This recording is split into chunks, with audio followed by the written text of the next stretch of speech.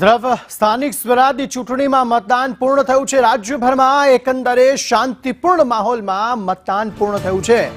જૂનાગઢ મનપાની ચૂંટણીમાં 40% સરેરાશ મતદાન નોંધાયું છે। આ ઉપરાંત 66 જે નગરપાલિકાઓ છે તેમાં સરેરાશ 57% મતદાન થયું છે, જ્યારે 3 તાલુકા પંચાયતો છે તેમાં 61.23% મતદાન સરેરાશ થયું છે।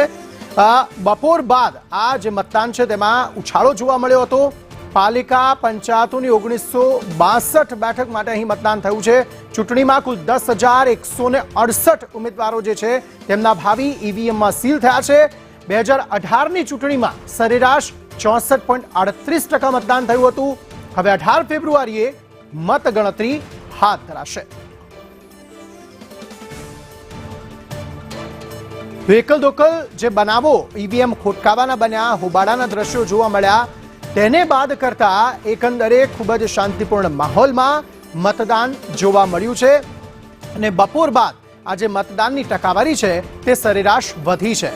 એકલ દોકલ બનાવોમાં મહેમદાવાદનો એક બનાવ કે જ્યાં પ્રિસાઇડિંગ ઓફિસર દારૂ પીધેલી હાલતમાં જોવા મળ્યા। આ ઉપરાંત કેટલીક જગ્યાએ હોબાળાના દ્રશ્યો ઈવીએમ ખોટકાવાના કારણે જોવા મતદાન પૂર્ણ થયું છે। ચૂંટણી પરના અધિકારીઓ હાલ ઈવીએમને જે પેટી છે તેમાં બંધ કરી રહ્યા છે, સીલ કરી દેવામાં આવ્યું છે। સરકારી વિડીયોગ્રાફી કરવામાં આવી રહી છે। તમામ ગાઈડલાઇન્સનું પાલન ચૂંટણી પરના અધિકારીઓ કરી રહ્યા છે। જોકે આજે મતદાન દરમિયાન ભારે ઉત્સાહ જોવા મળ્યો, ક્યાંક ઈવીએમ ખોટકાયા, પરંતુ આખરે શાંતિપૂર્ણ રીતે કરજણમાં મતદાન થઈ ચૂક્યું છે।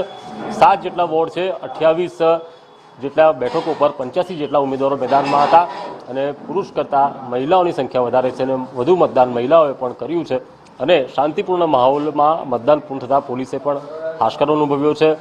ઉમેદવારો હવે એ ચિંતામાં છે કે 18 તારીખે પરિણામ શું આવે છે, પરંતુ હાલ તો આ તમામ ઉમેદવારોનું ભાવિ ઈવીએમમાં સીલ થયું છે અને કેદ કરાયું છે। તેને હવે સ્ટ્રોંગ ખાતે પહોંચાડવામાં આવશે અને 18મી તારીખે તાલુકા સેવા સદન ખાતે આની મતગણતરી હાથ ધરવામાં આવશે।